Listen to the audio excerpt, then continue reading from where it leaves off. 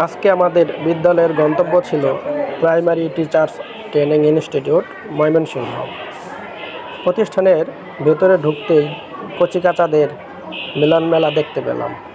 কি সুন্দর আনমনে তারা খেলছে। ক্লাস শুরুর ফাঁকে হয়তো তারা এই খেলায় মত্ত হয়েছিল। আমরা ভিতরের দিকে যাওয়ার চেষ্টা করলাম। ভিতরের দিকে যেতেই এই ফুলগুলো থেকে আমি চোখ সরাতে পারলাম না। মোরগ ফুল বলে মনে হয় এটাকে। খুবই সুন্দর দেখতে। এই ফুল দেখে আমার একটা কবিতার কথা মনে পড়ে গেল।